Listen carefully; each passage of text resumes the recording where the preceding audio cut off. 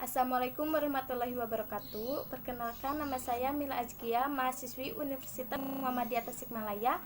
Saya akan menjelaskan keperawatan komunitas dalam perspektif Islam. Kita langsung saja ke materi. Sebelumnya saya akan menjelaskan tentang pengantar keperawatan komunitas dan konsep dasar keperawatan komunitas. Nah, yang pertama saya akan menjelaskan pengertian kesehatan. Apa itu kesehatan? Kesehatan adalah keadaan sejahtera baik badan, jiwa, dan sosial yang memungkinkan setiap orang hidup produktif secara sosial dan ekonomis. Bukan sekedar tidak adanya penyakit atau kelemahan. Apa saja indikator sehat? Saya akan menjelaskan menurut WHO. Yang pertama, indikator yang berhubungan dengan keadaan status kesehatan masyarakat meliputi yang pertama indikator komprehensif, angka kematian atau CDR menurun, rasio kematian profesional menurun, dan usia harapan hidup meningkat. Yang kedua, indikator spesifik, angka kematian ibu dan anak menurun, angka kematian karena penyakit menular menurun, dan angka kelahiran menurun. Yang kedua, indikator pelayanan kesehatan. Yang pertama, rasio antara tenaga kesehatan dan jumlah penduduk seimbang. Yang kedua, distribusi tenaga kesehatan merata. Yang ketiga, informasi lengkap tentang jumlah tempat tidur di rumah sakit dan fasilitas kesehatan lain.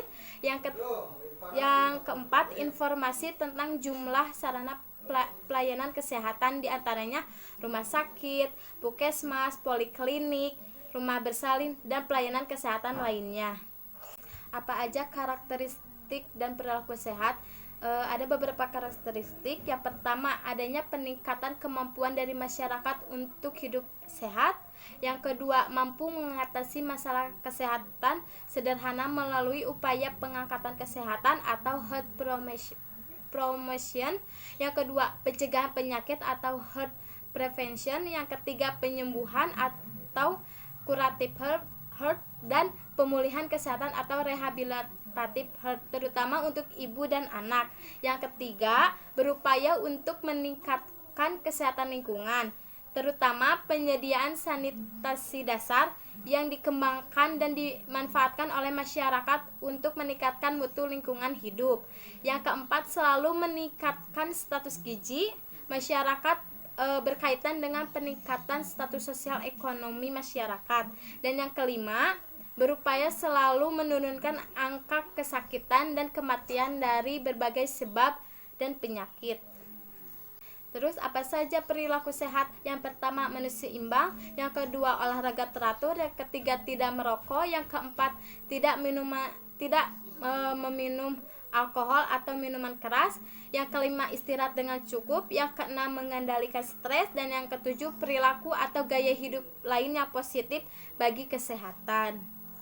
Yang kedua, kesehatan komunitas. Saya akan menjelaskan kesehatan komunitas dalam pandangan Islam, mengatakan bahwa komunitas merupakan kumpulan dari para anggota yang memiliki rasa paling memiliki, terikat di antara satu dan lainnya, dan percaya bahwa kebutuhan para anggota akan terpenuhi jika para anggota berkomitmen untuk terus bersama.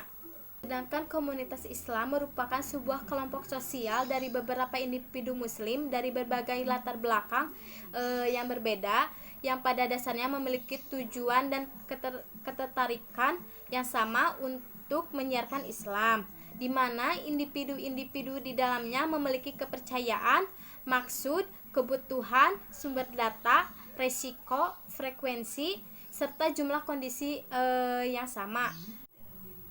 Tahapan apa saja dalam komunitas kesehatan? Yang pertama, prevensi primer ditunjukkan bagi orang-orang yang termasuk kelompok risiko tinggi, yakni mereka yang belum menderita tetapi berpotensi untuk menderita. Perawat komunitas harus memperkenalkan faktor-faktor yang berpengaruh terhadap timbulnya dan upaya yang perlu dilakukan untuk menghilangkan faktor-faktor tersebut. Sejak masa prasekolah, hendaknya telah ditanamkan pengertian tentang pentingnya latihan jasmani teratur, pola dan jenis makanan yang sehat, terus menjaga badan agar tidak terlalu gemuk dan risiko merokok bagi kesehatan. Yang kedua, prevensi sekunder bertujuan untuk mencegah atau menghambat timbulnya penyakit, dan tindakan deteksi dini dan memberikan intervensi keperawatan sejak awal penyakit. Sejak awal sudah harus diwaspadai dan sedapat mungkin dicegah kemungkinan terjadinya penyakit menular. Penyuluhan mengenai dan pengelolaannya secara mandiri memegang peran penting untuk meningkatkan kepatuhan pasien. Sistem rujukan yang baik akan sangat mendukung pelayanan kesehatan primer yang merupakan ujung tombak pengelolaan. Yang ketiga, prevensi tersier. Apabila sudah muncul penyakit menular, maka perawat komunitas harus berusaha mencegah terjadinya kecacatan atau komplikasi lebih lanjut dan rehabilitasi pasien sedini mungkin.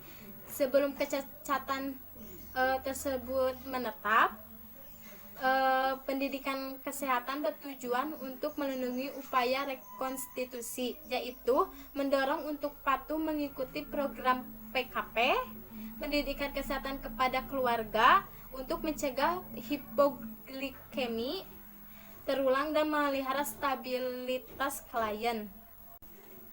Itu saja yang saya dapat sampaikan. Semoga bermanfaat. Mohon maaf apabila ada kekurangan. Wassalamualaikum warahmatullahi wabarakatuh.